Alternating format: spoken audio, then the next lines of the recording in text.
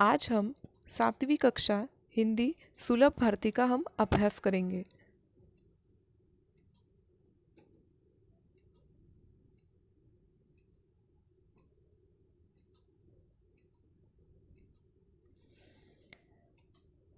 शुरुआत करेंगे हम पहली इकाई, उनमें से पहला पाठ का नाम है वाचन मेला।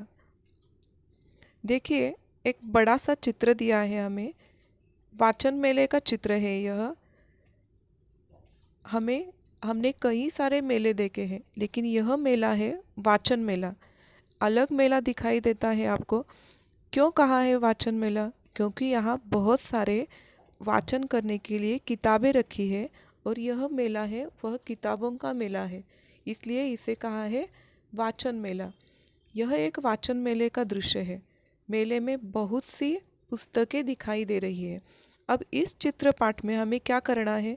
चित्र का निरीक्षण करना है और हमें चित्र में जो कुछ भी दिखाई देता है उसका हमें ध्यानपूर्वक निरीक्षण करके वह चित्र को हमें समझना है।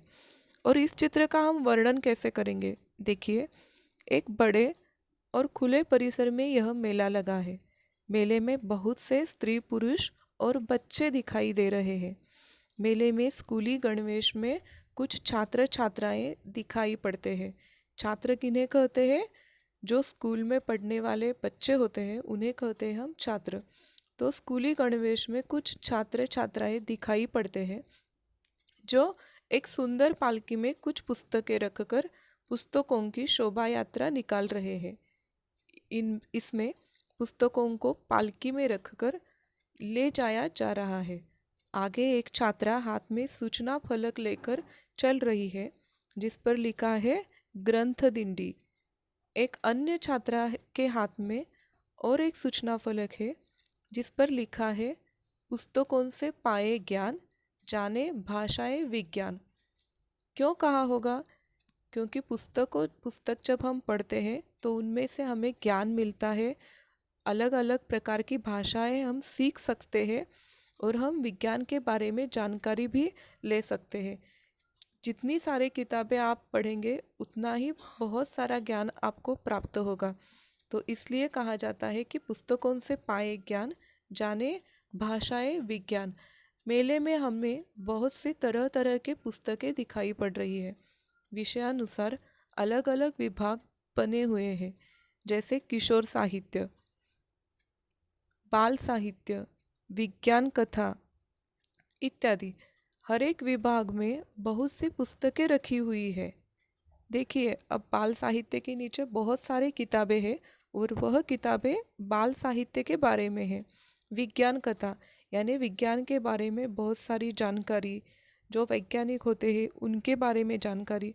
छोटे बच्चों के लिए विज्ञान आकर्षक और रोचक लगे, इसलिए उस पर लिखी हुई किताबें उस विज्ञान कथा के नीचे उस विभाग में रखी हुई है, इसलिए उसका नाम दिया है विज्ञान कथा। बाल साहित्य विभाग में ई बुक्स और ऑडियो बुक्स जैसे विभाग भी बने हुए हैं। इनमें रखा साहित्य डिजिटल रूप में है। पास ही कथा विज्ञान कथा विभाग है। यहाँ एक छोटा लड़का और लड़की से बाल साहित्य के बारे में कुछ पूछ रहा है। पीछे अनेक स्त्री पुरुष खड़े दिख रहे हैं। वहाँ शायद वयस्क साहित्य रखा होगा। वयस्क किसे कहते हैं?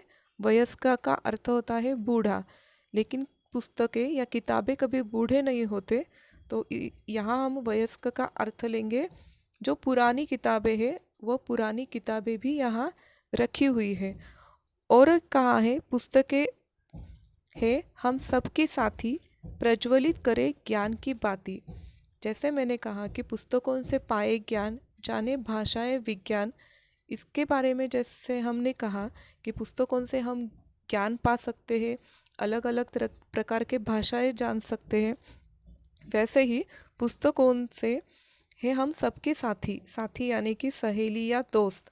तो पुस्तकें हम सबके साथी है और उसे साथी बनाकर हम ज्ञान की बाती यानी कि हमारा ज्ञान हम प्रज्वलित कर सकते हैं, उसे हम बढ़ा सकते हैं। इस तरह से हमने देखा वाचन मेला यह चित्रपाठ का वर्णन।